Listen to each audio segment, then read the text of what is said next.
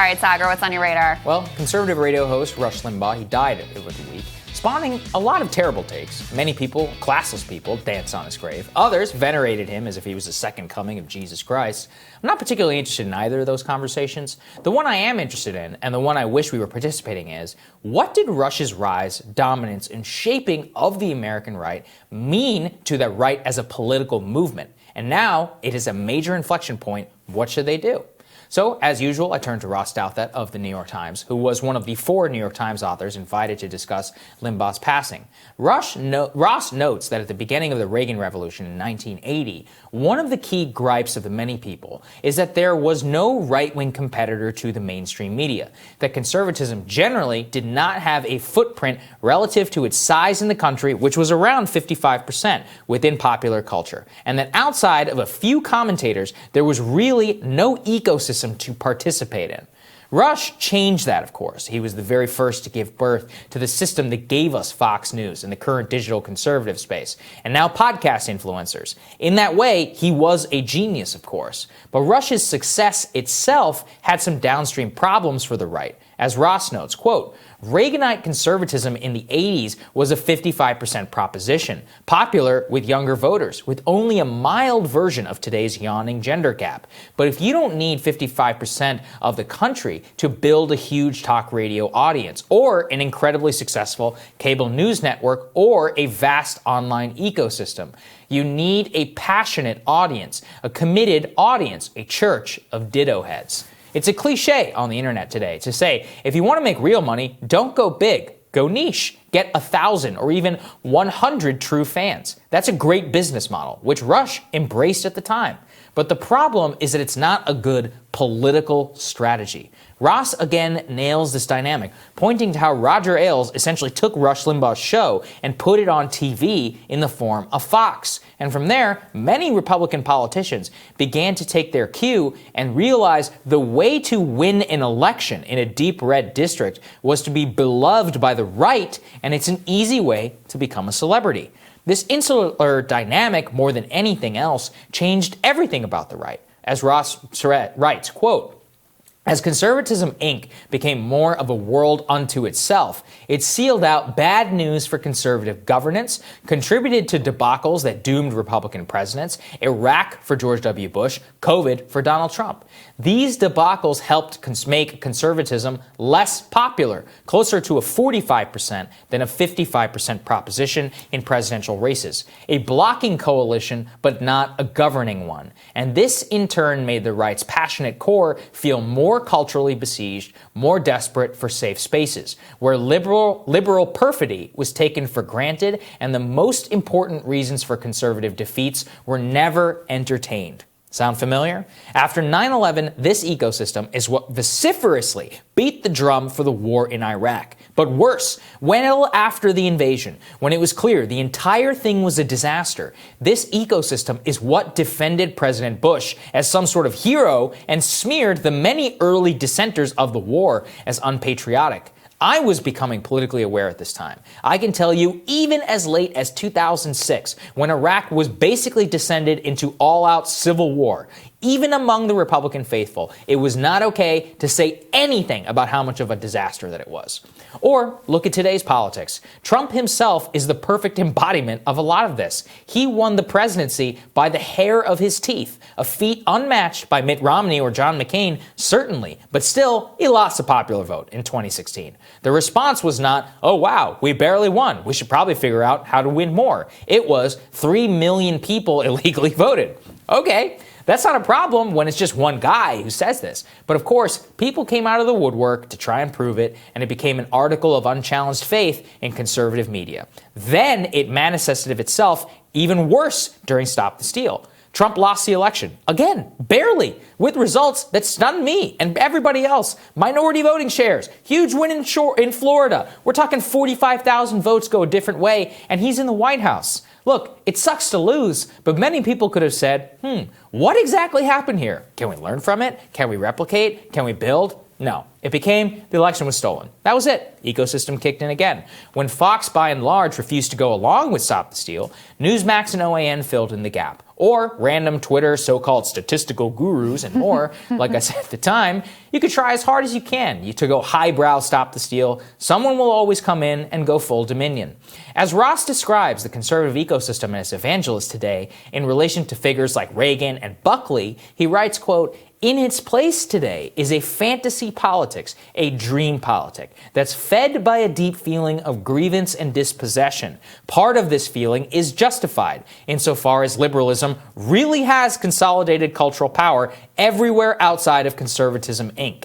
But the right's infotainment complex is itself a major reason for that consolidation. Conservatives have lost real-world territory by building dream palaces and ceded votes by talking primarily to themselves. There is nothing more fantasy politics than convincing yourself and millions of others that the election was stolen. It's a literal safe space to not grapple with reality, nurse insular cultural grievances, and more. As many of you know, I have always been interested only in political movements, processes, and more which have 50+1 majoritarian support. Majoritarian politics, in my opinion, is the best way for parties to secure their future and deliver for their populace. Some base pandering is fine. Everyone does it. But the problem the right has is all it's really built and capable of doing now is base pandering.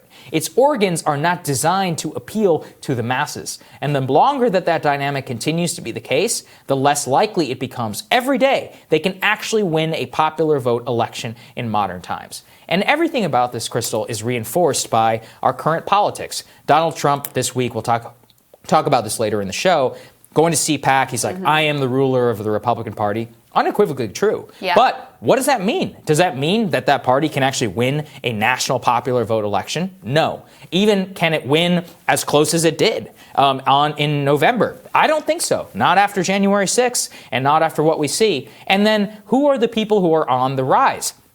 Marjorie Taylor Greene, Matt Gaetz, many of these others, Fox News stars, Jim Jordan, right? If Jim Jordan wanted to run for that Senate seat in Ohio, he says he's not going to do it, he would win. It wouldn't even be a question. Everyone would be like, oh, Jim's on our side. Jim Jordan's a libertarian. Ohio is an industrial Midwestern state, union vote, high for Trump. They voted for Sherrod Brown. None of it matters. None of the policy matters whatsoever, especially whenever it comes to the primary. So the development of that ecosystem is really how I see how, not even necessarily Rush, but that was the business model that was embraced. It's very lucrative, but it reminds me of like when Trump was on the debate stage and he was talking about declassification. And I was like, what are you even talking about? Like only I know this because I work in politics and I've like watched Fox. And I remember you'd be like, what is he saying? And I was like, well, there's this whole thing with this dossier. And you'd have to decode it for me. Like, who in the what? Yeah. And I mean, look, this is my job. I try to follow, but even I couldn't follow all the threads of like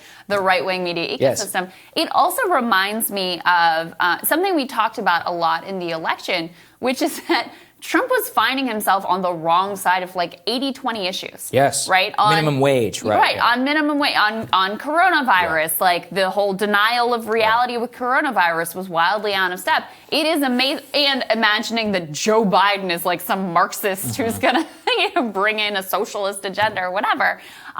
It was sort of amazing that he was able to come as close as he was, and is really an indictment of the Democratic Party as well, given how out of step he was on issue after issue after issue, because it's just every single year Republicans become more encased in their own little hardened bubble. And they've created a self-protecting mechanism where, and look, media deserves, as we give them a lot of scorn here and rightly criticize them here quite often, but they just have this knee-jerk reaction of whatever the media says, we can dismiss it as lies. Yes. There's zero nuance there, and so it becomes very self-protecting.